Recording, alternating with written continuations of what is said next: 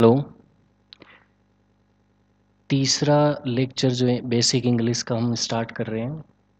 Lecture का topic रहेगा pronoun, जो पार्ट्स ऑफ स्पीच का सेकंड पार्ट है। यहाँ पे जो दिया हुआ सेंटेंस है उसको मैं एक बार पढ़ता हूँ।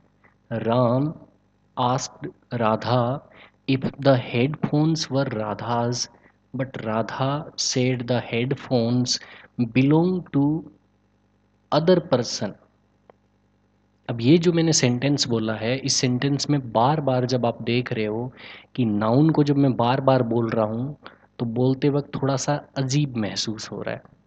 अब इसी वाक्य को जो डार्क कलर में लिखे हुए जो ये प्रोनाउंस है उनके साथ अगर बोलने की कोशिश करें तो ये सेंटेंस किस तरह से रहेगा।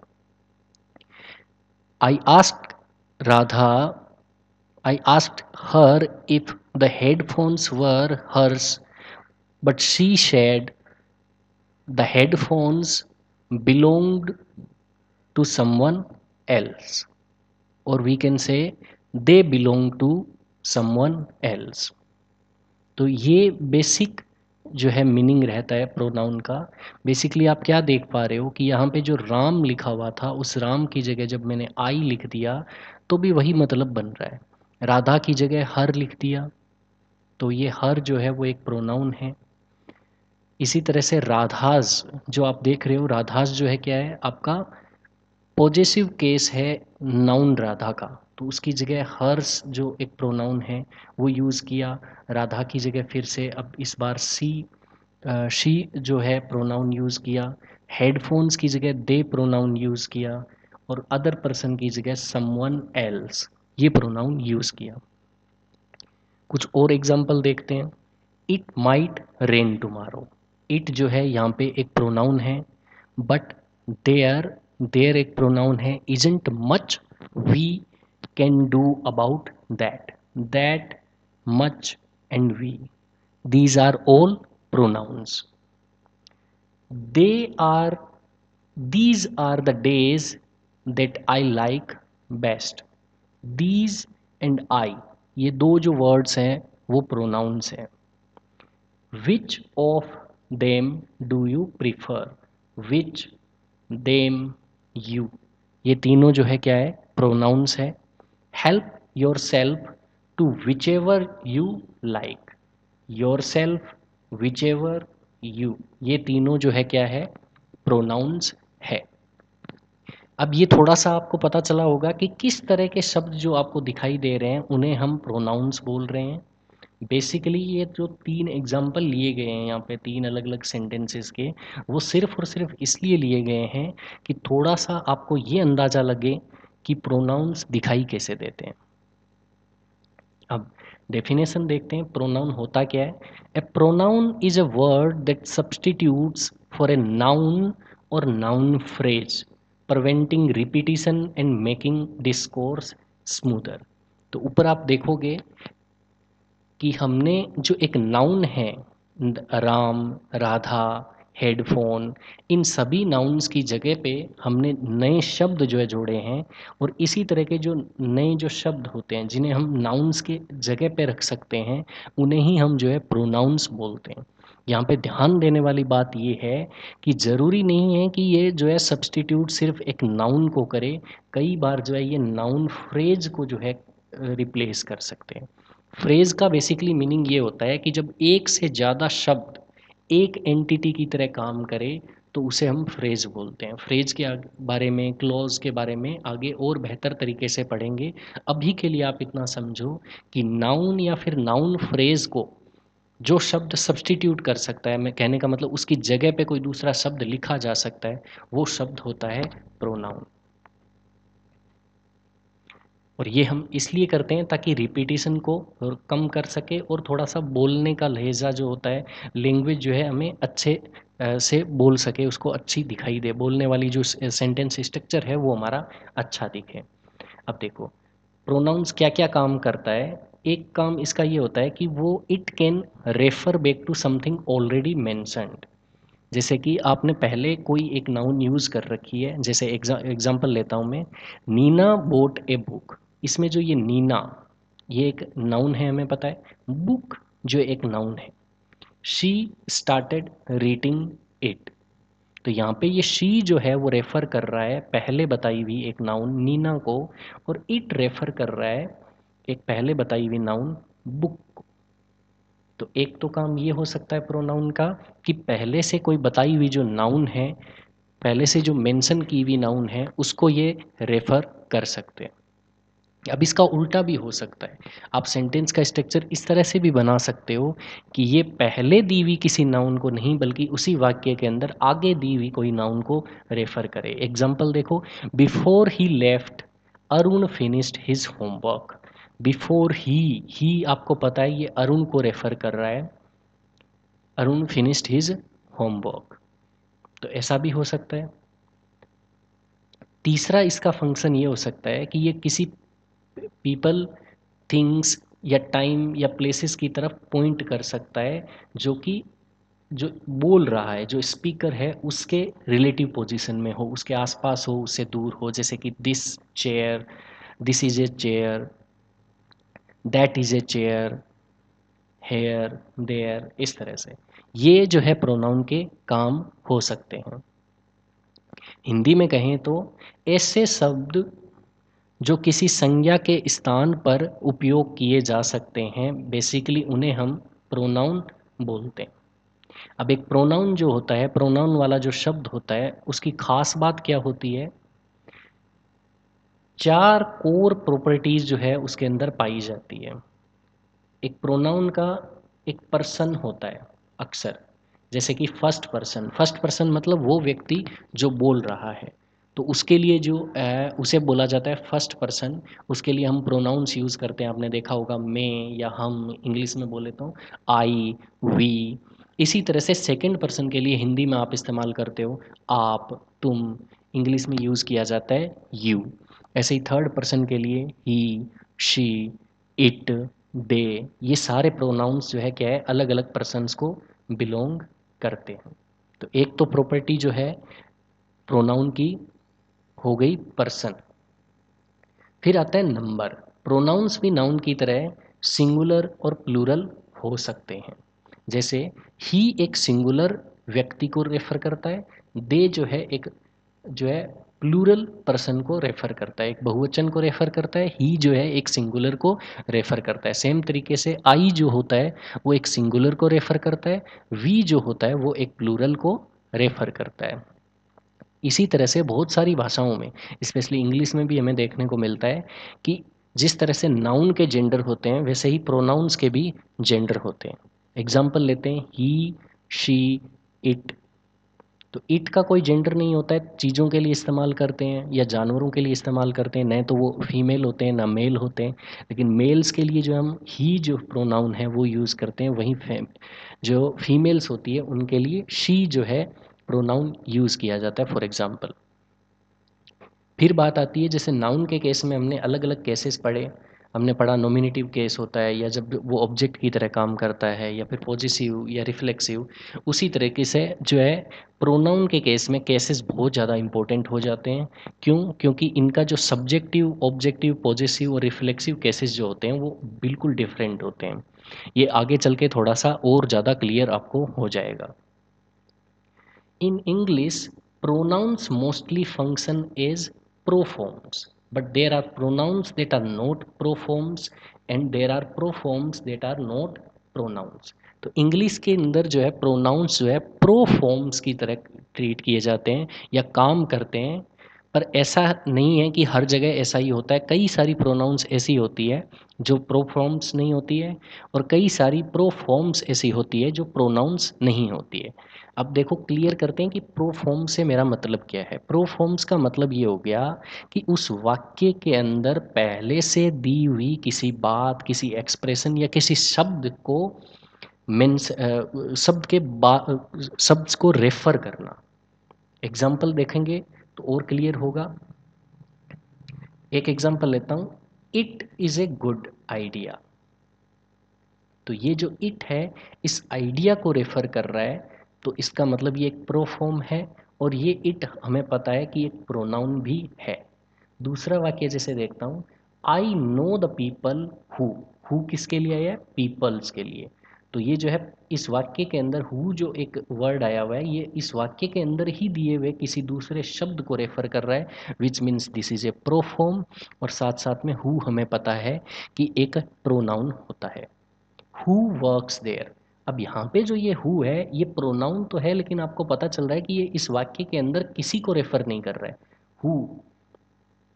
इसी तरह से इट इज रेनिंग, तो इट यहाँ पे किसी को रेफर नहीं कर रहा है। तो इन दोनों केसेस में प्रोनाउन तो ये है, लेकिन प्रो फॉर्म्स ये दोनों ही नहीं है, क्योंकि ये इस वाक्य के अंदर किसी और शब्द को रेफर नहीं कर रहे। अगले दो और एग्जांपल देखते हैं। I asked her to help, मैंने उसे मदद के लिए पूछा, and she did so right away, और उसने ऐसा तुरंत कर दिया। तो यहाँ देखोगे ये डिड सो, जो ये एक कॉम्बिनेशन ऑफ वर्ड्स है, इसका बेसिकली मतलब ये है कि उसने मदद कर दी, उसने तुरंत मदद कर दी। तो इसका मतलब ये डिड सो रेफर कर रहा है टू हेल्प। लेकिन क्या डिड सो एक जो है प्रोनाउन होता है? बिल्कुल नहीं होता है। तो इस वजह से ये प्रो फॉर्म तो है, लेकिन ये प्रोनाउन बिल्कुल नहीं है। सेम ही तरीके से J J and Petra helped but others didn't, हमें पता है ये अदर्स किसको रेफर कर रहा है? ये जो जे जे और पेट्रा है, इनके अलावा जो भी व्यक्ति होंगे उन्हें रेफर कर रहा है। लेकिन अदर्स जो है एक प्रोनाउन नहीं है, लेकिन ये एक प्रो फॉर्म है। तो ये डिफरेंस समझाना इसलिए ज़रूरी था, क्यों? क्योंकि सारे शब्द जो प्रो फॉर्म्स होते हैं, या कहने का मतलब उसी वाक्य के अंदर किसी दूसरी टर्मिनोलॉजी या किसी नाउन या किसी भी जो है क्लोज या किसी फ्रेज को रेफर कर रहे होते हैं, ज़रूरी नहीं है कि वो सारे प्रोनाउंस हो, या ज़रूरी नहीं है कि सारे के सारे प्रोनाउंस जो है क्या हो, जो वाक्य दिया हुआ है उसी वाक्य के अंदर किसी न किसी दूसरे वर्ड को रेफर कर रहे हो। बहुत बार ऐसा होता है कि आपको समझ आ जाता है कि किसे रेफर कर रहा है, लेकिन उस वाक्य के अंदर वो बात नहीं बताई हुई होती है, वो नाउन नहीं दी होती है, लेकिन कॉन्टेक्स्ट को समझ के आप तुरंत बता सकते हो कि अच्छा ये किसको रेफर किया गया है, किसके बारे में बात हो रही है। अब यूजेस देखते हैं प्रोनाउंस के। जैसे हमने ऊपर जो है नाउन्स के यूजेस देखे थे कि किस तरह से नाउन एक सब्जेक्ट बन सकता है, ऑब्जेक्ट बन सकता है, प्रीपोजिशनल ऑब्जेक्ट बन सकता है, उसी तरह से क्योंकि प्रोनाउंस बेसिकली होते क्या है, नाउन को हटा के, ये नाउन है हमारी यहाँ पे, आपने क्या किया, इसी को हटा के इसकी जगह पे ही आपने प्रोनाउन पुट कर दिया। तो कहने का मतलब क्या होगा, जो गुण नाउन के अंदर थे वही गुण इन इन प्रोनाउंस के अंदर भी होने चाहिए। जब एक जैसी कोई दो चीज़ होगी तभी वो एक दूसरे को रिप्लेस कर पाएंगे। आ- जैसे कि एक वर्ब है, आप वर्ब की जगह कभी भी कोई एडजेक्टिव थोड़ी रख सकते हो। जो वर्ब काम करेगी वो तो वर्ब ही कर सकती है। उसी तरह से नाउन को रिप्लेस करने वाले जो शब्द है प्रोनाउंस, वो तभी नाउन की जगह ले पाएंगे अगर वो काम भी जो है क्या है, नाउन की तरह ही करते हो। तो हम कहते हैं कि नाउन जो है एक सब्जेक्ट का काम कर सकता है, तो इसका मतलब हमारे ये जो प्रोनाउंस है वो भी क्या करने चाहिए, सब्जेक्ट का काम करना चाहिए। जैसे I like your dress, who likes, I like, मैं पसंद करता हूँ। तो आई जो है यहाँ पे एक सब्जेक्ट की तरह है। यू आर लेट, तुम लेट हो, कौन लेट है, यू।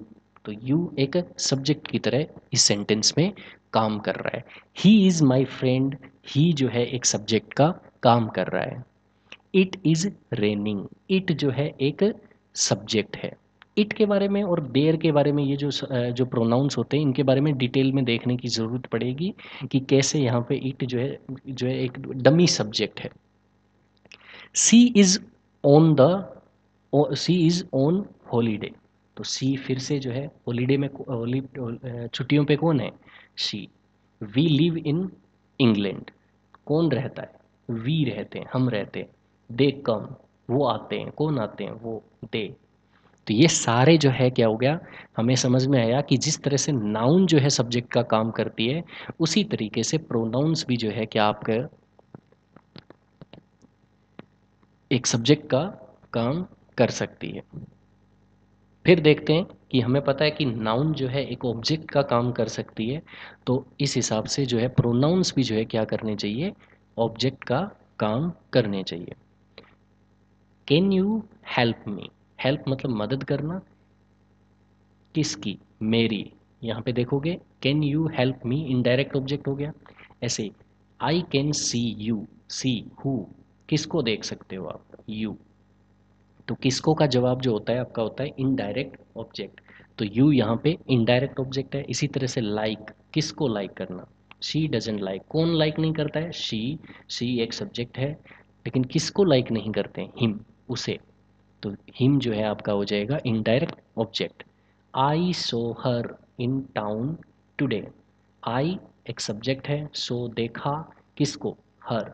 तो हर जो है एक ऑब्जेक्ट होगा यहाँ पे, direct object. We show them, तो वी सब्जेक्ट, देम जो है हमारा एक ऑब्जेक्ट हुआ। But they did not see us, तो दे यहाँ पे जो है आप देखोगे कि ये एक सब्जेक्ट के रूप में आ रहा है, और अस जो है वो क्या है आपका एक ऑब्जेक्ट के रूप में आ रहा है। यहाँ पे नोट करने वाली बात ये होगी कि वी जब सब्जेक्ट के रूप में आ रहा था तब इसकी फॉर्म अलग है, और वही जब ऑब्जेक्ट के रूप में आ रहा है तब इसकी फॉर्म अलग है। इसी तरह से देम की जब ऑब्जेक्ट के रूप में है तब फॉर्म अलग है, और जब ये सब्जेक्ट के रूप में आ रहा है तब फॉर्म अलग है। यही तो है कि हमने डिस्कस किया कि प्रोनाउंस के जो केसेस होते हैं वो सब्जेक्ट की जगह आ रहा है या ऑब्जेक्ट की जगह आ रहा है, उसके आधार पर चेंज होते हैं। नाउन के केस में हमने देखा कि केसेस इतने इम्पोर्टेंट नहीं थे। क्यों? क्योंकि वो चेंज नहीं हो रहे थे। जब हम उन्हें नॉमिनेटिव केस में यूज़ कर रहे थे या ऑब्जेक्टिव केस में यूज़ कर रहे थे, सब जगह पे वो सेम रह रहे थे, सिवाय एक पॉजेसिव केस में जहाँ पे आप कोमा लगा के, एस लगा के उसे लिख रहे थे। लेकिन प्रोनाउंस के केस में ऐसा नहीं है। प्रोनाउंस के केस में सब्जेक्ट की जगह वो अलग तरीके का शब्द बन जाता है, और ऑब्जेक्ट की तरह वो, ऑब्जेक्ट की जगह वो एक अलग शब्द बन जाता है। ऐसे ही एक यूज़ हमने देखा था कि जो है प्रीपोजिशंस के बाद में जो प्रीपोजिशनल ऑब्जेक्ट जो बोलते हैं उसकी तरह नाउन्स ट्रीट की जा सकती है, काम कर सकती है। तो वैसे ही हमारे जो है ये प्रोनाउंस है जो कि नाउन की जगह नाउन को रिप्लेस करके लिखे जाते हैं, नाउन को हटा के उसकी जगह पे लिखे जाते हैं। तो ये भी प्रीपोजिशनल ऑब्जेक्ट की तरह काम करने चाहिए। एग्जाम्पल देखो, for me, she is waiting for me, वो मेरा इंतज़ार कर रही है। I will get it for you, मैं उसे ले आऊँगा तुम्हारे लिए। यू, यू जो है आपका prepositional object. Give it to him, इसे उसे दे दो। हिम जो है एक प्रीपोजिशनल ऑब्जेक्ट है। सेम तरीके से at her, from us, to them, ये सारे केसेस में प्रीपोजिशनल ऑब्जेक्ट के रूप में ये प्रोनाउंस हर, अस, देम, ये सारे काम कर रहे हैं। इसी तरह से सब्जेक्ट कॉम्प्लीमेंट की तरह जैसे नाउन काम करता है, तो the leader of the group is she. यहाँ पे शी जो है क्या है, किसको रेफर कर रहा है, द लीडर ऑफ ग्रुप को। तो यहाँ पे ये कॉम्प्लीमेंट की तरह आ रहा है, लेकिन ऐसा यूजेस हम कम करते हैं। बेसिकली इस सेंटेंस को और बेहतर तरीके से ऐसा लिख दिया जाएगा, she is the leader of the group. आप जो है क्या है सब्जेक्ट के रूप में प्रोनाउन यूज़ कर लोगे, न कि सब्जेक्ट कॉम्प्लीमेंट की जगह। और आप ये जो नाउन जो आपको दी हुई है उसे आप सब्जेक्ट कॉम्प्लीमेंट की जगह रख दोगे, तो ये सेंटेंस बन जाएगा, she is the leader of the group. इसी तरह से it was he who reported the accident, it was he who reported the accident. यहाँ पे ही और इट दोनों सेम है। इसी तरह से the main speaker will be I will be main speaker, ऐसे भी इसे सेंटेंस को लिखा जा सकता है। लेकिन ये समझाने के लिए कि ये प्रोनाउन जो है आपके सब्जेक्ट कॉम्प्लीमेंट के रूप में आ सकते हैं, मैंने इस तरह से सेंटेंस को लिखा है। और ये ग्रामेटिकली गलत नहीं है, लेकिन आमतौर पर इस तरह से सेंटेंसेस को नहीं लिखा जाता है। Are the newspaper employees they, तो यहाँ पे दे, आई या ओनली सर्वाइवर वर वी, ये सभी जगहों पे जो है आप देखोगे कि ये सेंटेंस जो है सही तरीके से लिखा गया है। आप एक बात ध्यान देना कि ओनली सर्वाइवर्स वर अस नहीं लिखेंगे, क्यों? क्योंकि सब्जेक्ट कॉम्प्लीमेंट जो है की जगह इन्हें यूज़ किया गया है, और सब्जेक्ट कॉम्प्लीमेंट में सब्जेक्टिव फॉर्म जो है यूज़ होती है, न कि ऑब्जेक्टिव फॉर्म। जब आपको ऑब्जेक्ट कॉम्प्लीमेंट लिखना हो, ऑब्जेक्ट लिखना हो, प्रीपोजिशनल ऑब्जेक्ट लिखना हो, तब आप ऑब्जेक्टिव फॉर्म यूज़ करोगे। जब सब्जेक्ट लिखना हो या सब्जेक्ट कॉम्प्लीमेंट लिखना हो, तब आप सब्जेक्टिव केस यूज़ करोगे। ये तो फिर भी पॉसिबल था, लेकिन ऑब्जेक्ट कॉम्प्लीमेंट की जगह पे आपके लिए जो है प्रोनाउंस को यूज़ करना बहुत ही ज़्यादा जो है रेयर है और बहुत ही ज़्यादा टेक्निकली हार्ड है। तो उस चीज़ को आज हम जो है नहीं देखेंगे। अब जो है आप सब लोग थोड़ा बहुत जो इंग्लिश बिल्कुल स्टार्ट कर रहे होंगे, वो कंफ्यूज हो रहे होंगे कि कैसे पता चल रहा है कि भाई ये जो है प्रोनाउंस है। तो एक एक करके हम जो है ना प्रोनाउंस को उठाएंगे और वो कहाँ कहाँ यूज़ होते हैं, उनका मीनिंग क्या है, वो देख लेते हैं। सबसे पहले मैं यूज़ ले रहा हूँ ही, शी और दे। क्लियर कर दूं कि ही या हिम, ही बेसिकली क्या है, सब्जेक्टिव फॉर्म में जब सब्जेक्ट के रूप में काम करना हो, और हिम जो है जब ऑब्जेक्ट के रूप में काम करना हो। तो ये रेफर करते हैं किसी एक मेन को। मेन का मतलब आदमी को। जब आदमी की बात करनी हो तब आप ही और हिम लिखते हो। कहने का मतलब जब ही और हिम जो प्रोनाउन आपको दिखे, तो इसका मतलब समझ जाना कि ये आदमी को रेफर कर रहे हैं। ही लिखा हुआ है, इसका मतलब ये सब्जेक्ट की जगह आ रहा है। हिम लिखा हुआ है, मतलब एक ऑब्जेक्ट की तरह जगह पे, या फिर प्रीपोजिशनल ऑब्जेक्ट की जगह पे ये आ रहा है। इसी तरह से शी और हर जो होते हैं वो एक औरत को रेफर करते हैं।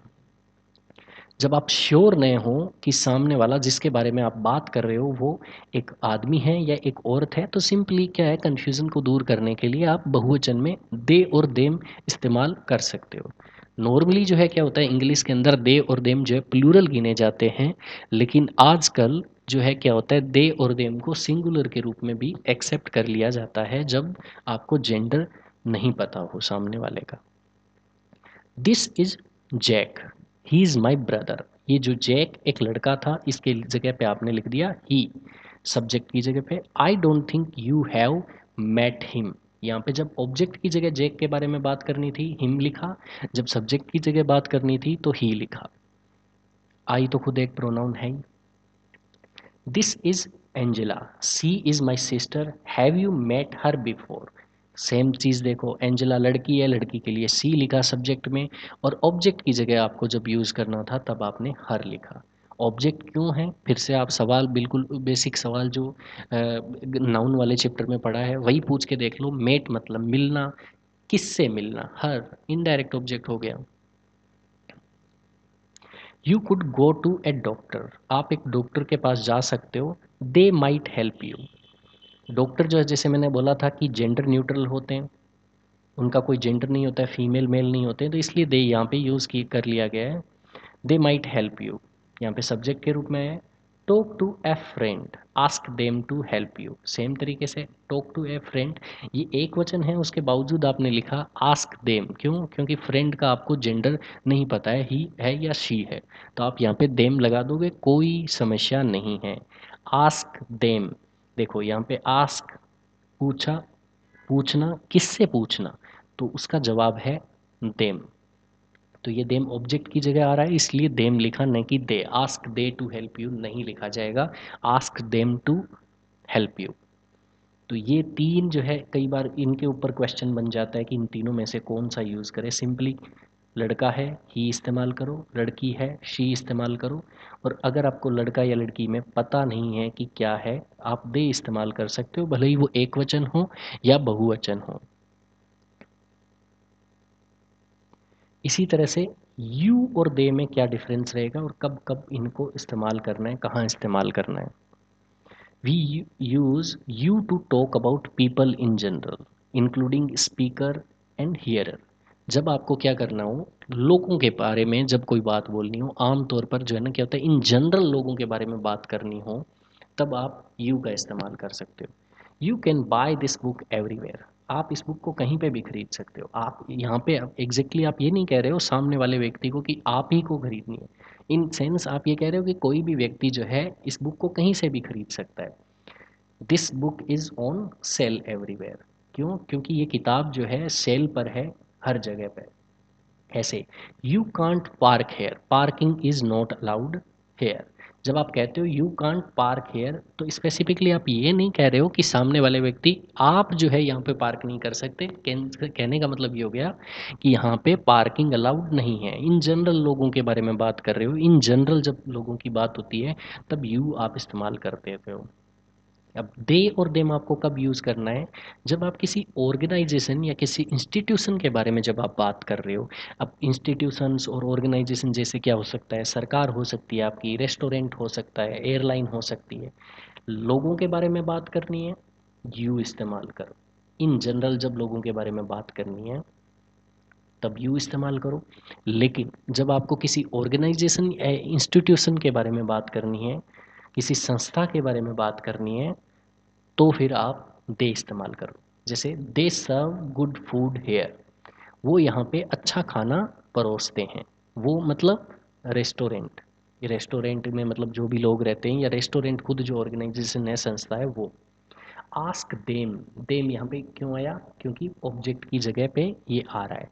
फॉर ए चीपर टिकट, जब एयरलाइन की आप बात कर रहे हो, आस्क देम मतलब एयरलाइन वालों से पूछो, एयरलाइन वालों से एक सस्ती टिकट के लिए पूछो।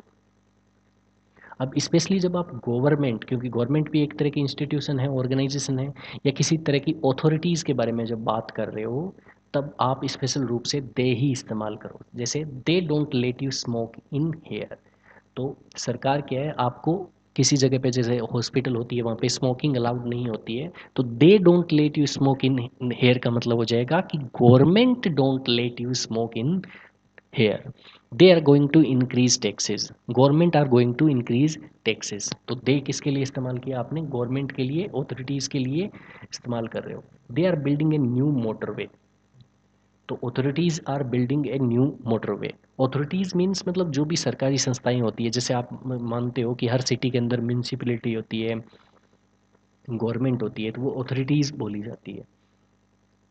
दे say it's going to rain tomorrow, अब जैसे मौसम विभाग खुद एक जो है क्या है, अथॉरिटी है, तो they say it's going to rain tomorrow, वो कहते हैं कि कल जो है बारिश होगी। तो वो कौन है, वो मौसम विभाग है। मौसम विभाग का कहना है कि कल बारिश होगी, तो इसलिए हमने उनकी जगह पे प्रोनाउन यूज़ किया दे। क्लियर हुआ, यू एंड दे। यू जब आपको इन जनरल लोगों के बारे में बात करनी हो तब आप यू इस्तेमाल कर सकते हो। अब ध्यान रखने लगा कि ये यूजेस जो मैं बता रहा हूँ, इन्हीं यूजेस तक ये प्रोनाउन सीमित नहीं है, आप दूसरी जगहों पे भी इन प्रोनाउंस को इस्तेमाल कर पाएंगे। लेकिन जब मैं ये कहता हूँ कि जब आपको गवर्नमेंट के बारे में बात करनी है और उनकी जगह अगर आपको प्रोनाउन यूज़ करना है, गवर्नमेंट को रिप्लेस करना है किसी प्रोनाउन से, तो आप दे से रिप्लेस करो, न कि ही शी इट से। अब देखो इट, इट जो प्रोनाउन है उसको देखते हैं। ये जो है जनरल सिचुएशंस, जो है सिचुएशंस होती है, कंडीशंस होती है, या वेदर जो होता है, जैसे कि बारिश के बारे में बात करना है, इट इज़ रेनिंग आउटसाइड, कि जनरल एटमॉस्फेरिक कंडीशन बता रहे हो कि बाहर बारिश हो रही है, इट का आपने इस्तेमाल किया।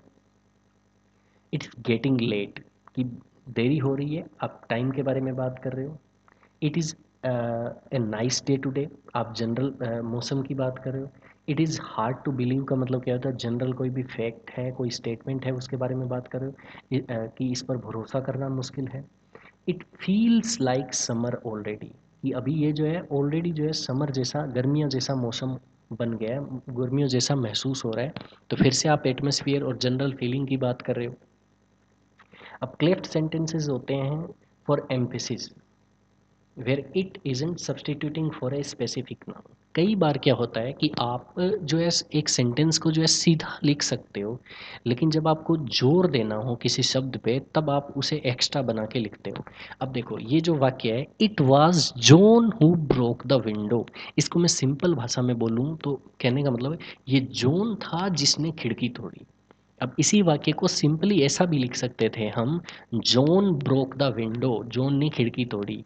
लेकिन हमने क्या बोला, जॉन पर जोर देने के लिए कि भी जॉन ने तोड़ी है ये खिड़की, आपने क्या लिखा, it was John who broke the window, ये जॉन था जिसने खिड़की तोड़ी। तो एम्फेसिस देना हो क्लेफ्ट सेंटेंसेस के अंदर, तब आप जो है इट का इस्तेमाल करते हो। इसी तरह से सेम एग्जांपल लेते हैं, it's the little thing that matters the most. अब अगला लेते हैं वी। वी बेसिकली रेफर करता है स्पीकर को, जो बोलने वाला व्यक्ति होता है।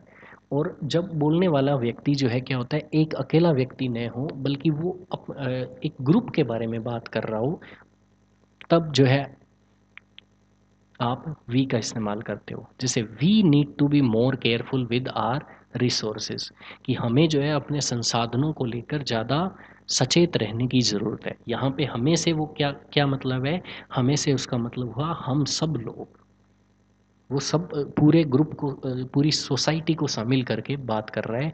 यहाँ पे वी किसको रेफर कर रहा है, सभी को या फिर पूरे समाज को। एज ह्यूमंस, एक इंसान के तौर पर वी ऑल मेक मिस्टेक्स, हम सब जो है गलतियां कर रहे हैं। यहाँ पे हम जो है बोलने वाले लोग, या फिर कहें कि पूरी की पूरी ह्यूमैनिटी जो मानव जाति है उसके लिए वी इस्तेमाल किया गया है। In this chapter we will learn about photosynthesis. यहाँ पे वी जो लिखा हुआ है इसका मतलब क्या होगा कि टीचर और स्टूडेंट, ये जो पूरा ग्रुप है वो सब जो है क्या है, फोटोसिंथेसिस के बारे में सीखेंगे। आपने किताबों के अंदर इस तरह का जो है लाइन देखा होगा टेक्स्ट बुक्स के अंदर, जहाँ पे रीडर और राइटर दोनों जो है साथ काम कर रहे होते हैं। When we talk about democracy we mean freedom of speech, कि जब हम मतलब हम लोग जब बात करते हैं डेमोक्रेसी के बारे में, हमारा मतलब होता है बोलने की आज़ादी। एक जनरल स्टेटमेंट है, उसके अंदर आपने वी का इस्तेमाल किया।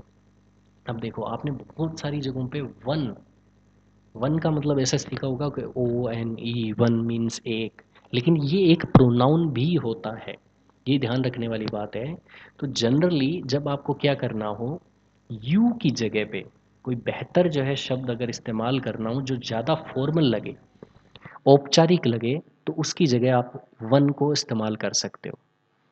जैसे इन्हीं वाक्यों को मैं यू के साथ भी आपको बोल के दिखाता हूँ और वन के साथ भी। You must be careful when walking along at the night, आपको सचेत रहना चाहिए जब आप अकेले रात में चल रहे हो। One must be careful when walking alone at night, general advice दे रहे हो आप, तो यहाँ पे वन वाला सेंटेंस ज़्यादा फॉर्मल लगता है, आप यू भी लगा सकते हो, काम करेगा।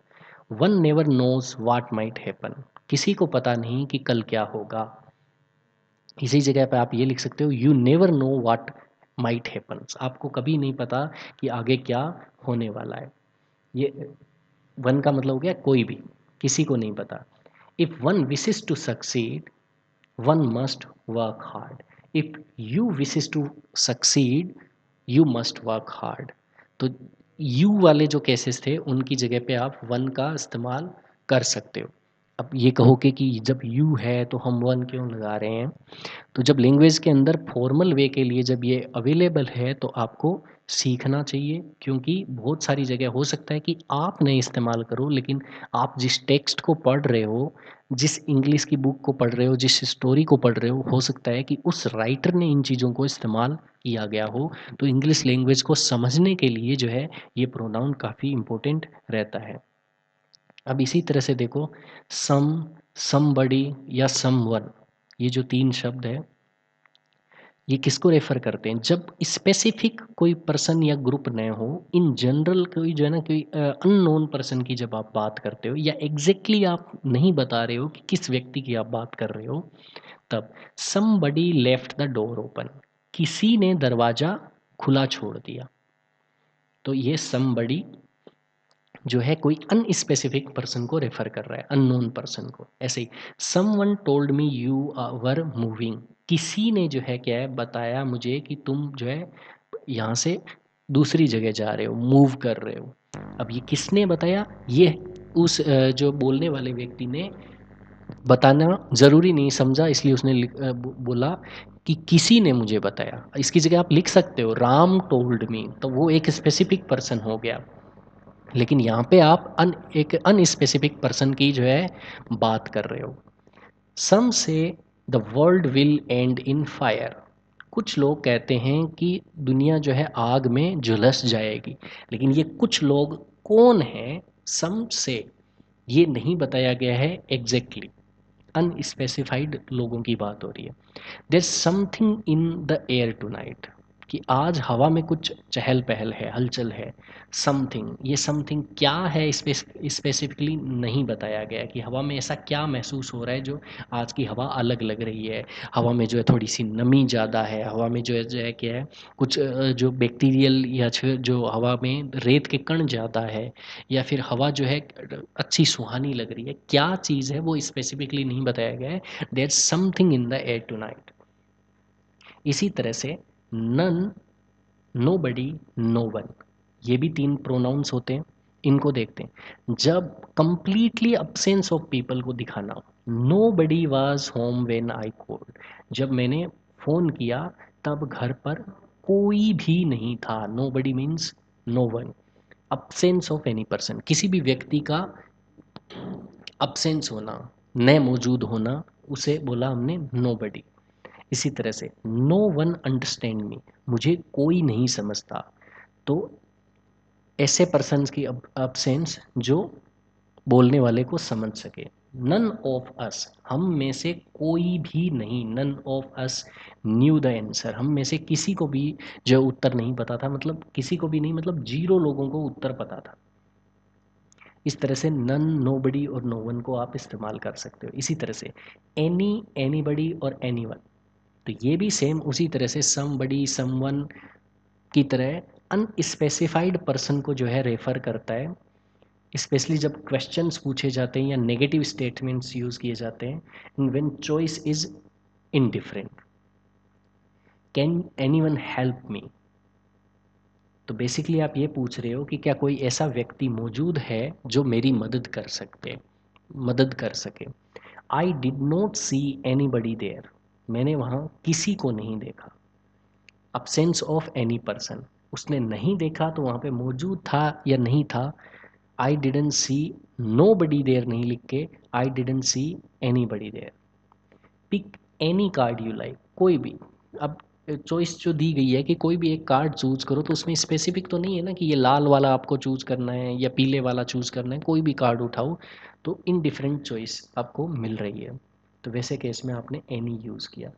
Is there anything you want to add, क्या कुछ भी ऐसा है जो आप जोड़ना चाहते हो। आस्किंग अबाउट अनस्पेसिफिक थिंग, सामने वाले को नहीं पता है कि एग्जैक्टली क्या और ऐसा है जो आप जोड़ना चाहोगे।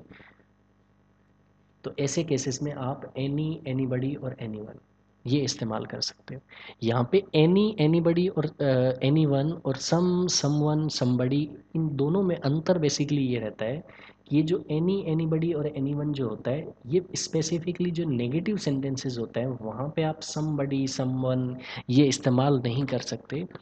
हालांकि अभी जो है मैं इसको इतना इन डेप्थ इसलिए नहीं बता रहा हूँ क्योंकि हम बेसिक इंग्लिश सीखने की कोशिश कर रहे हैं, हम बेसिक चीज़ें जानने की कोशिश कर रहे हैं कि कैसे एनीबडी और एनीवन जो है एक बेसिक स्ट्रक्चर में जो है कैसे ये प्रोनाउंस यूज़ किए जाते हैं।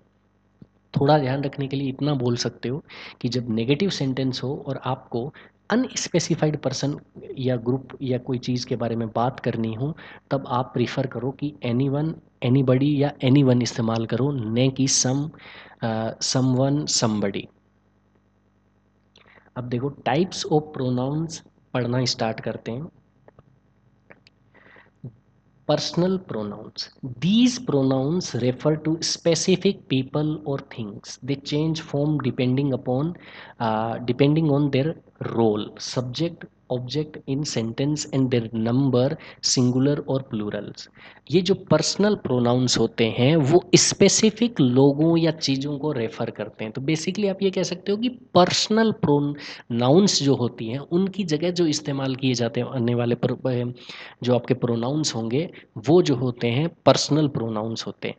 ये अपना रूप जो है सब्जेक्ट की जगह इस्तेमाल किए जाते हैं या ऑब्जेक्ट की जगह इस्तेमाल किए जाते हैं, उसके आधार पर चेंज करते हैं। और इसके साथ साथ अगर ये एक वचन है और बहुवचन है उसके आधार पर भी ये बदल जाते हैं। अब देखो नाउन्स के विपरीत, जैसे नाउन्स के केस में केसेस बदलते नहीं थे, प्रोनाउंस में ये जो है रूप बदल देते हैं जब सब्जेक्ट या ऑब्जेक्ट का काम करते हैं। जैसे आई टोल्ड हिम, मैंने उसे बताया। ही टोल्ड मी, देखो आई जब सब्जेक्ट था तो आई लिखा गया लेकिन ऑब्जेक्ट में मी लिखा गया। सेम तरीके से हिम जब ऑब्जेक्ट था तब हिम, और जब सब्जेक्ट था तब ही लिखा गया। ही पास्ट देम द सोल्ट, उन उसने उन्हें नमक पास किया। ही सब्जेक्ट की जगह, देम जो है ऑब्जेक्ट की जगह।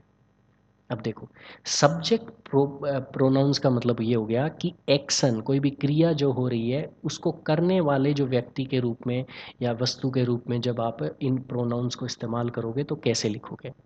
आई बेसिकली ये हो गया बोलने वाला जो एक वचन व्यक्ति है। I went to the store, वहाँ पे आप आई का इस्तेमाल करो।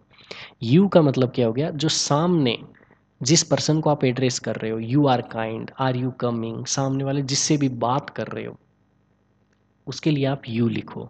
ही, इन, जो बात करने वाला व्यक्ति है और जो सुनने वाला व्यक्ति है, इसके अलावा अगर किसी और पर्सन से आप अगर बात कर रहे हो तो उसके लिए आपके पास ही, जैसे हमने देखा कि सिंगल मेल पर्सन के लिए आप इस्तेमाल करोगे ही इज़ माई ब्रदर। वो अभी यहाँ पे मौजूद नहीं है, उसके बारे में आप बात कर रहे हो, कहीं और है वो, और लड़का है इसलिए आपने ही इस्तेमाल किया। सेम केसेस में अगर वो लड़की होती, शी लव्स टू रीड, तब आपने शी इस्तेमाल किया। ये सब्जेक्टिव केस देख रहे हैं इसलिए हमने यहाँ पे हिज हर वो नहीं देख रहे हैं। इट, इट जब नॉन लिविंग चीज़ों के बारे में बात कर रहे हो, अब वो चाहे बेसिकली अगर सिंगुलर है तो आप ये इस्तेमाल कर रहे हो। It is raining, dog wagged its tail, इसने अपनी जो है पूंछ जो है वैग्ड हिज टेल, मतलब वैग मतलब हिलाना, मूव करना। We refer to the speakers, we जो होता है एक आई का ही बहुवचन है। जब स्पीकर या राइटर की बहुवचन में अगर बात करनी हो तो आप क्या कर सकते हो, वी लिख सकते हो आई की जगह। We are going on vacation, हम छुट्टियों पर जा रहे हैं। यू वाले केस में आपको पता है कि बहुवचन और एकवचन, जब सामने वाला जो सुनने वाला व्यक्ति है उसकी जब बात करनी होती है तो यू ही दोनों जगह आ जाता है। आई के केस में जब सिंगुलर है तब आई लिखेंगे, बहुवचन है तब वी लिखेंगे। अब थर्ड पर्सन में ही शी इट एक वचन लिख सकते हो आप, लेकिन अगर बहुवचन है तब आप लिखते हो दे। दे रेफर्स टू टू और मोर पीपल, एनिमल्स और थिंग्स। दे किसके लिए लगाया जाएगा, दो या दो से अधिक अगर जानवर, चीज़ों की या लोगों की बात कर रहे हो। अब आजकल जो है इसे सिंगुलर के रूप में भी यूज़ किया जाता है जब आपको एग्जैक्टली नहीं पता हो कि हम मेल की बात कर रहे हैं या फीमेल की बात कर रहे हैं। They are my friends, the books were where they belong, ask Alex, they know the answer. अब ये एलेक्स लड़का है या लड़की है नहीं पता, इसलिए आपने दे इस्तेमाल कर लिया, नहीं कि ही नो द आंसर और शी नो द आंसर। आजकल इस तरह से इस्तेमाल होने लग गया है, पहले नहीं होता था। पहले सिर्फ इसे बहुवचन के रूप में ही इस्तेमाल किया जाता था। ये तो हो गए subjective case, first person, second person, third person. First person में आई जब सिंगुलर हो, वी जब बहुवचन हो, यू सिंगुलर और प्लूरल दोनों केस में सेकंड पर्सन में जो सामने बोलने वाला सुनने वाला जो व्यक्ति होता है उसकी जगह पे अगर आपको प्रोनाउन इस्तेमाल करना है तब यू इस्तेमाल करते हो। और थर्ड पर्सन, बोलने और सुनने दोनों व्यक्तियों के अलावा अगर किसी थर्ड पर्सन की अगर आपको बात करनी है तो अगर वो लड़का है तो आप ही लिखो, लड़की है तो शी लिखो, और अगर बहुवचन है तो दे लिखो। चीज़ें हैं या जो बायोलॉजिकल चीज़ें नहीं, व्यक्ति या किसी जानवर का नाम नहीं है तो आप फिर उसमें इट लगाओ। अब जानवरों के केस में जो है क्या होता है, पालतू जानवर होते हैं तो आप लगा सकते हो ही शी, अदरवाइज इट ही यूज़ करो तो बेटर है। अब यही प्रोनाउंस जब ऑब्जेक्ट के रूप में होंगे, यानी कि एक्शन के रिसीवर बन जाएंगे, कि उन एक्शंस का असर जब उन पे पड़ने लग जाएगा, उस जगह पे अगर आपको उन नाउन्स को रिप्लेस करके प्रोनाउंस लगाने हैं तब इनका रूप अलग होगा। आई बन जाएगा मी, जैसे give the book to me, to me यहाँ पे प्रीपोजिशनल ऑब्जेक्ट बन रहा है तो मी लिखा नहीं कि आई। इसी तरह से रेफर्स, यू जो है रेफर करता है, सेम वही है, मैं यहाँ पे दोबारा नहीं बता रहा हूँ कि यू जो है बहुवचन के लिए यूज़ होता है, एक वचन के लिए यूज़ होता है। जैसे सब्जेक्टिव केस में यूज़ किया है वही रहेगा, बस इनकी फॉर्म जब वो ऑब्जेक्ट के रूप में यूज़ होते हैं तब बदल जाती है। I saw you at the park, तो यहाँ पे यू जो है ऑब्जेक्टिव केस में भी यू ही रहता है, बदला नहीं है। हिम, ही की जगह हिम लिख दिया जाता है अगर वो ऑब्जेक्ट के रूप में यूज़ किया जाता है। I spoke to him. Her, her जो है वो शी की जगह लिखा जाता है अगर वो ऑब्जेक्टिव केस में लिखना हो।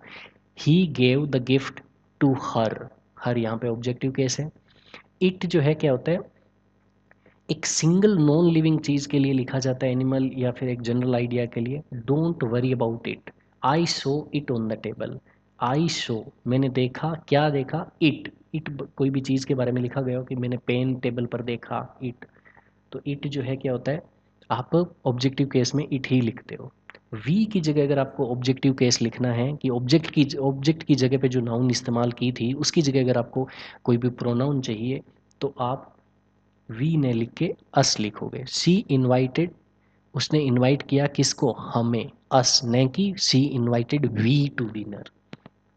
इसी तरह से अब I met Alex and I like them, यहाँ पे आई लाइक दे ने लिखे I like, I really like them. अब आप बार बार देख रहे होंगे कि मैं बार बार एक वचन के केस में भी जो है देम क्यों इस्तेमाल कर रहा हूँ। उसका रीज़न ये है कि आजकल के जो नई जो दुनिया है उसके अंदर ये काफ़ी ज़्यादा एक पॉलिटिकली जो है क्या है कि सीरियस सिचुएशन हो गई है। तो ऐसे में जो एक ये रूड माना जाता है कि आप सामने वाले व्यक्ति का जेंडर पूछे बिना आप जो है उन्हें जेंडर अगर असाइन कर देते हो तो वो अच्छी बात नहीं होती है। तो जनरली अगर आपको नहीं पता है कि सामने वाले व्यक्ति के प्रोनाउंस क्या है तो आप प्रीफर कीजिए कि आप उसके जगह पे दे या देम लगाएं, न कि ही शी। लेकिन टेक्स्ट बुक के पॉइंट ऑफ व्यू से देखें और जहाँ पे हम इंडिया में जहाँ पे रहते हैं तो वहाँ पे आप प्रोबेबली यूज़ करो ही शी। तो दे देम जो है वो एक्चुअली में क्या हो गया, दो या दो से अधिक लोगों की जब बात कर रहे हो, जानवरों की बात कर रहे हो या चीज़ों की बात कर रहे हो और उन्हें ऑब्जेक्ट वाले जगह पे आपको रखना है तो आप यूज़ करो देम। कॉल देम लेटर, जैसे ये एग्जाम्पल है। अब फिर आते हैं पोजेसिव प्रोनाउंस। जिस तरह से हमने देखा कि नाउन का जो एक पोजेसिव केस होता है, सिंपली आप क्या करते हो, कोमा लगा के एस लगा देते हो तो आपका जो है पोजेसिव केस बन जाता है नाउन का। ये प्रोनाउंस वे ओनरशिप को, अधिकार को जताने वाले प्रोनाउंस होते हैं। जैसे माइन का मतलब ये हो गया कि ये चीज़ मुझे बिलोंग करती है, मेरी है ये चीज़। द बुक इज़ माइन, किताब, यह किताब, वह किताब मेरी है। योर्स का मतलब तुम्हें बिलोंग करती है। हिज मतलब उसकी है। हर्स मतलब उसकी है गर्ल्स के लिए। इट्स मतलब क्या होता है, ये उस मतलब जानवर या उस चीज़ को बिलोंग करती है। लेकिन इट्स जो है ये बहुत कम यूज़ किया जाता है तो इसको मत यूज़ आप नोट करना। लेकिन लिख दिया है क्योंकि ऐसा कॉमनली यूज़ नहीं किया जाता है। आप देख पा रहे हो, the decision was his, idea was hers, is this car yours, क्या ये कार तुम्हारी है, क्या ये निर्णय उसका है, क्या ये विचार उसका है। इस तरह से, इसी तरह से अगर वी और अस के लिए हमें जो पॉजेसिव प्रोनाउन चाहिए तो आर्स होता है, बिलोंग्स टू अस कि हमें बिलोंग करता है। विक्ट्री वाज आर्स मतलब जीत हमारी थी। रिस्पॉन्सिबिलिटी इज देयर्स, जिम्मेदारी उनकी है। अगर बहुवचन में आप बात कर रहे हो थर्ड पर्सन में तो दे देम की जगह पॉजेसिव में देयर, ये आप इस्तेमाल कर सकते हो। अब देखो रिफ्लेक्सिव प्रोनाउंस, थर्ड टाइप के प्रोनाउन देख लेते हैं। जब क्या होता है, ये प्रोनाउन बेसिकली करते क्या है, reflects the action back to the subject of the sentence. वो क्या करते हैं कि वापस सब्जेक्ट की तरफ ही रिफ्लेक्ट कर देते हैं एक्शन को। जैसे माई सेल्फ का मतलब ये आई को रेफर करता है। जैसे I taught myself to play guitar, कि मैंने खुद जो है अपने आप को गिटार बजाना सिखाया। इस तरह का जब सेंस बनाना हो तब आप रिफ्लेक्सिव प्रोनाउन यूज़ करते हो। योर सेल्फ, हिम सेल्फ, बस ये केसेस है, रिफ्लेक्सिव केसेस इस तरह के दिखाई देते हैं। बाकी आपको पता ही है, जहाँ पे आई वाले केस में माई सेल्फ यूज़ करना है, जब आपको रिफ्लेक्सिव प्रोनाउन चाहिए हो। यू वाले केस में योर सेल्फ, ही वाले केस में हिम सेल्फ। इसी तरह से शी वाले केस में हर सेल्फ। ही ब्लेम्स हिम सेल्फ, वो खुद को जो है क्या करता है, ब्लेम करता है। Did you hurt yourself, क्या तुमने खुद को चोट पहुंचाई। She bought herself a treat, उसने खुद के लिए एक ट्रीट खरीदी। Itself, the cat cleaned itself, cat ने खुद को ही साफ कर लिया। We prepared the meal ourself, ये खाना जो है हमने खुद बनाया। Help yourself to snacks, कि खुद जो है स्नैक्स ले लो, खुद से ले लो। Themselves, they organise the event themselves, ये जो है उन्होंने इवेंट जो है ऑर्गेनाइज किया खुद। जब खुद को मतलब जो होने वाला काम है उसको आप खुद की तरफ जो है, जो सब्जेक्ट है उसकी तरफ रिफ्लेक्ट करना हो तब आप क्या करते हो, ये रिफ्लेक्सिव प्रोनाउंस यूज़ करते हो। ये सर्वनाम तब काम आते हैं जब ऑब्जेक्ट वही व्यक्ति होता है जो सब्जेक्ट होता है, for example myself, ourself, ये जो यूज़ करते हो, I looked at myself, मैंने देखा, क्या देखा, खुद की तरफ देखा, in the mirror. The foolish people make fools of themself, fool of themself, कि मूर्ख लोग जो होते हैं मूर्ख बनाते हैं, मेक फूल, किसका फूल बनाते हैं, किसको बेवकूफ़ बनाते हैं, खुद को ही बेवकूफ़ बनाते हैं, ऑफ देम सेल्व्स। अब इसी जगह पे इंटेंसिव प्रोनाउन, अब रिफ्लेक्सिव प्रोनाउन और इंटेंसिव प्रोनाउन दिखने में बिल्कुल आइडेंटिकल होते हैं, एक ही जैसे होते हैं, वही सेल्फ यूज़ करके जो है बनाए जाते हैं, लेकिन ये बेसिकली क्या होता है, बस एम्फेसिस जोर देने के लिए होता है कि ये काम मैंने किया है, ये काम उसने किया है। अगर आप इनको सेंटेंस में से हटा दोगे कोई फ़र्क नहीं पड़ने वाला है। जैसे my self, I my self will deliver the message, मैं खुद जो है मैसेज डिलीवर करूँगा। I will deliver the message भी जो है करेक्ट सेंटेंस होगा, बात वही बोली जा रही है, बस खुद पे काम करने वाले सब्जेक्ट पे जब जोर देना हो तब आपने माई सेल्फ, योर सेल्फ ये जब यूज़ करोगे तो उनको आप इंटेंसिव प्रोनाउन बोलोगे। You your self must decide, आपको खुद जो है निर्णय लेना है। The president himself attended the meeting, president ने खुद मीटिंग अटेंड की। मतलब ये इस तरह से आप देख रहे हो कि प्रेजिडेंट नॉर्मली उस मीटिंग में आते नहीं है, वो किसी अपने असिस्टेंट को भेज सकते थे, लेकिन वो खुद आए। जब उनका आना ज़्यादा इम्पोर्टेंट आप दिखाना चाहते हो कि वो खुद चल कर आए, तो ऐसे केसेस में आप इंटेंसिव प्रोनाउन यूज़ करते हो। शी हर सेल्फ कन्फेस्ड, कि उसने कन्फेस कर लिया, आपको दूसरे तरीके से पता चल जाता कि उसने कुछ ऐसा किया है, वो एक अलग बात होती, लेकिन उसने खुद ही जो है कन्फेस कर लिया, ये जोर देना हो तब आपने हर सेल्फ लगाया साथ में। The city it self is beautiful, आप सिंपली ऐसा भी लिख सकते थे, सिटी इज़ ब्यूटीफुल, बात वही होती, लेकिन आपने यूज़ किया इट सेल्फ साथ में, तो वो जो है कि सिटी पर ज़्यादा इंटेंस प्रभाव पड़ा, एम्फेसिस हो गया। सेम तरीके से ourselves, yourselves, themselves ये यूज़ कर सकते हो। एक चीज़ ध्यान रख लेना, जब ये एक वचन की बात करते हैं तो साथ में आप सेल्फ लगा रहे हो, और जब बहुवचन की बात कर रहे हो तब आप सेल्व्स लगा रहे हो। सिंपल सी बात है, हमने सब्जेक्ट नाउन के केस में देखा था कि जब एफ या एफ ई लास्ट में आता है तो आप बहुवचन बनाने के लिए उसको हटा के वी ई एस लगा देते हो। सेम ही चीज़ यहाँ पे हो रही है। अब बात करते हैं डेमोन्स्ट्रेटिव प्रोनाउंस, ये सबसे इजी प्रोनाउंस होते हैं, आप सबने देख रखे होंगे।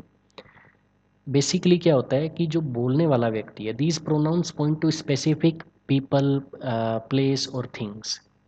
प्रोक्सिमिटी बताते हैं कि कोई चीज़ पास है या दूर है, सिंगुलर और प्लूरल के हिसाब से। जैसे किसी और इशारा करने में काम आते हैं। दिस का मतलब ये हो गया, पास में कोई एक वचन चीज़ है उसके लिए आप दिस लगाओगे। पास में अगर बहुवचन कोई है तो दीज लगाओगे। पास में दूर जो है अगर कोई एक वचन चीज़ है तो उसके लिए आप दैट लगाओगे। दोज का मतलब हो गया दूर की कोई बहुवचन चीज़ के लिए इस्तेमाल करोगे। सपोज करो अगर मैं लिखूं दिस इज़ माई पेन, का मतलब हो गया कि यह पेन मेरा है जो पास में पड़ा हुआ है। दैट इज़ ए टेम्पल का मतलब वो दूर जो दिखाई दे रहा है वो एक टेम्पल है। दीज आर थिक बुक्स, कि ये किताबें जो पास में पड़ी है वो काफ़ी मोटी है। दोज आर द बर्ड्स का मतलब हो गया कि वो दूर जो दिखाई दे रहे हैं वो पक्षी हैं। ये सेम ही बात दोबारा से लिखी गई है। दिस एक सिंगुलर आइटम को, सिंगल आइटम को जो पास में है बोलने वाले व्यक्ति को, उसको रेफर करता है। This is my car, this मतलब ये जो पास में कार है उसी को रेफर कर रहा है। सिंगल आइटम जब दूर हो तब आप लगाओगे दैट इज़ देयर हाउस, यह वह उनका घर है। इसी तरह से these are my favourite cookies, ये मेरी फेवरेट कुकीज़ है, ये मेरे फेवरेट बिस्कुट्स हैं। दोज आर द माउंटेन्स, वो माउंटेन्स है, वो पर्वत है।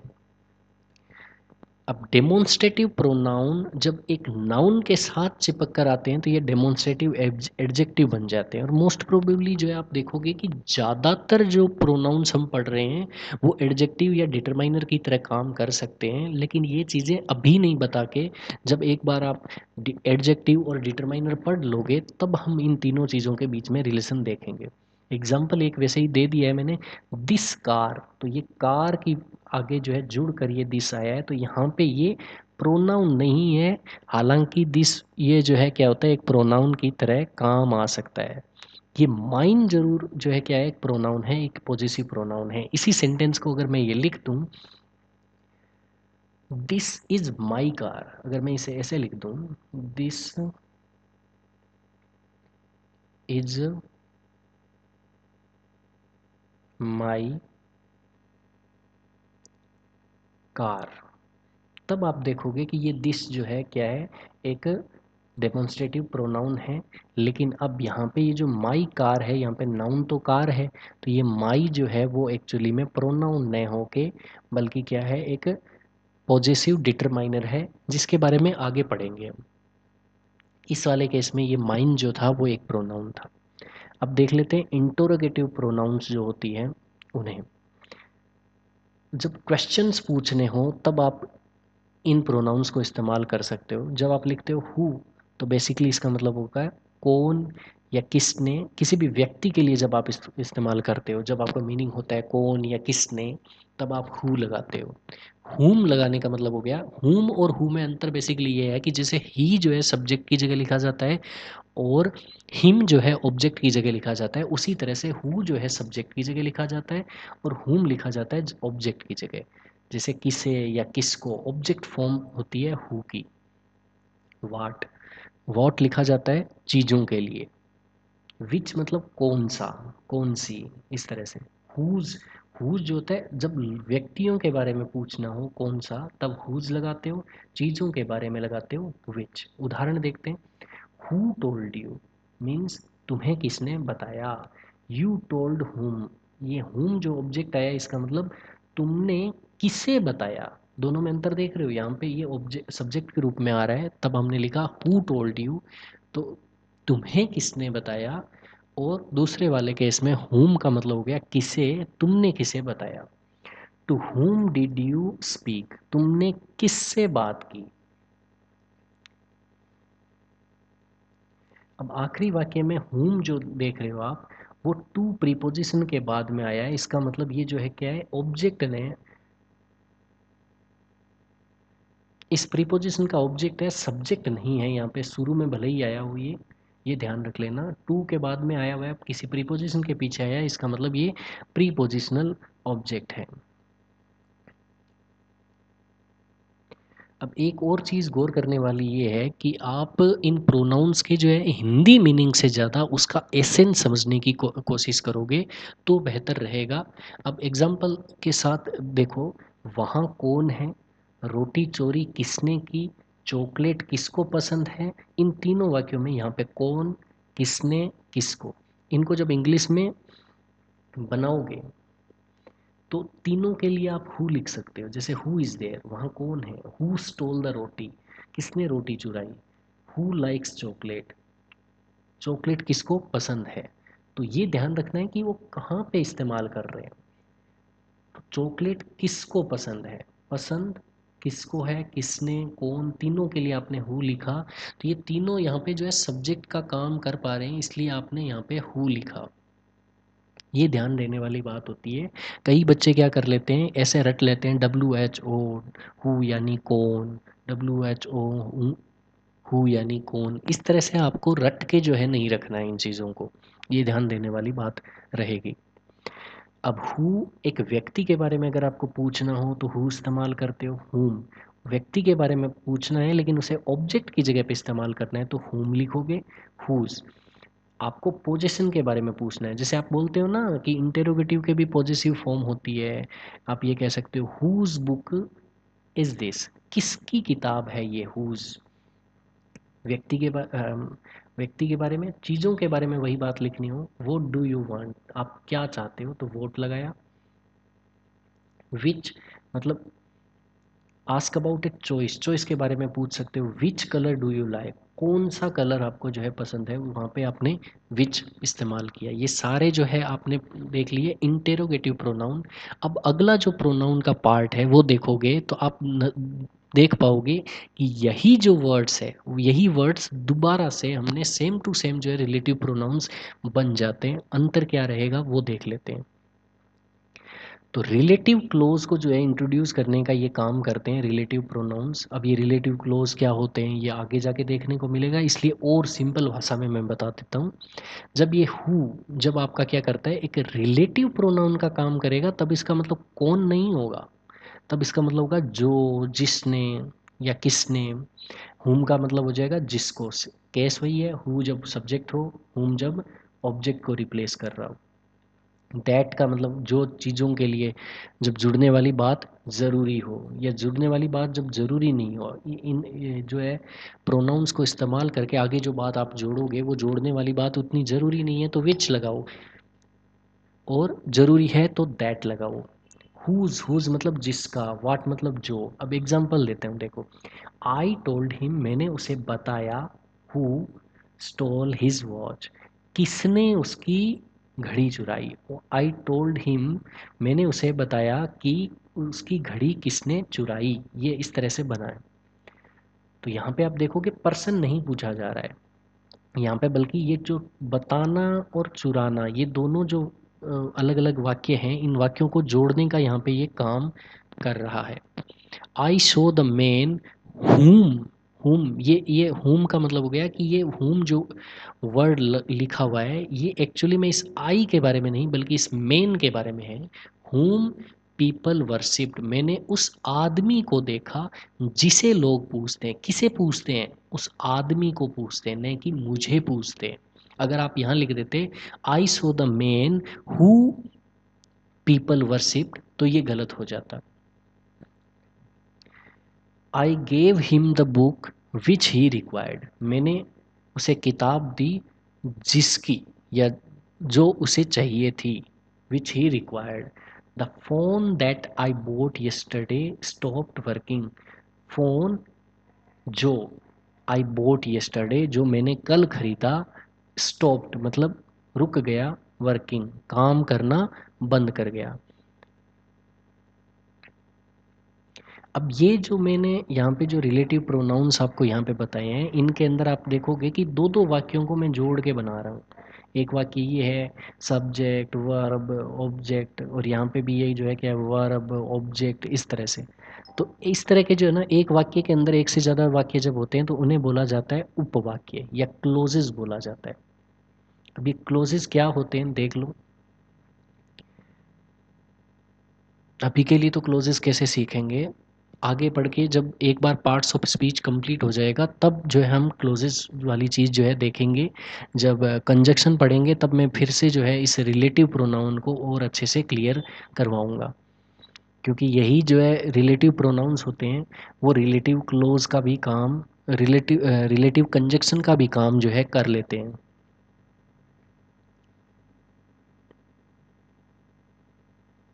हमने देखा कि हु जो है पर्सन को रेफर करता है, हुम भी पर्सन को रेफर करता है ऑब्जेक्टिव केस में। The friend whom I met, दोस्त जिससे मैं मिला।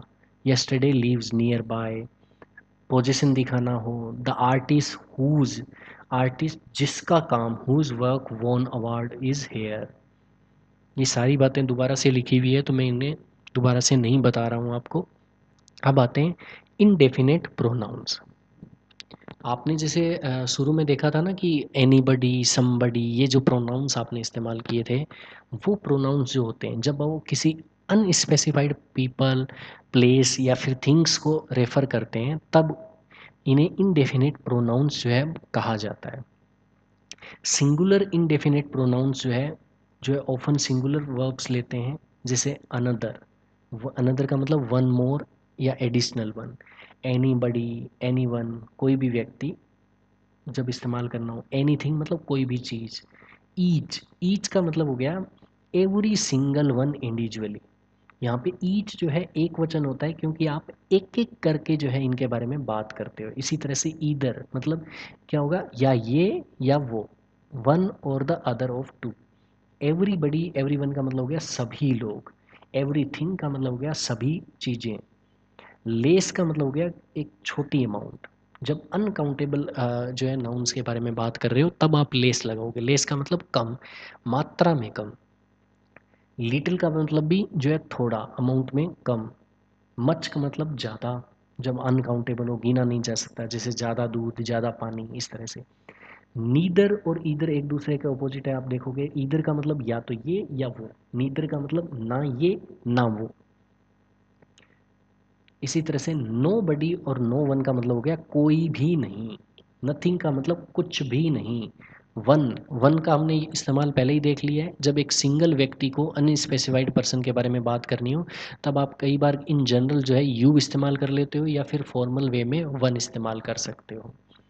अदर, अदर जो है एक डिफरेंट पर्सन या दूसरे किसी व्यक्ति या चीज़ के बारे में बात करना हो, तो आप इसे इस्तेमाल कर सकते हो। इसी तरह से समबडी, समवन, ये भी जो है पर्सन के बारे में बात करने के लिए इस्तेमाल किए जाते हैं। समथिंग जो है ये चीज़ों के बारे में, अनस्पेसिफिक चीज़ होती है उसके बारे में बात करने के लिए इस्तेमाल किए जाते हैं।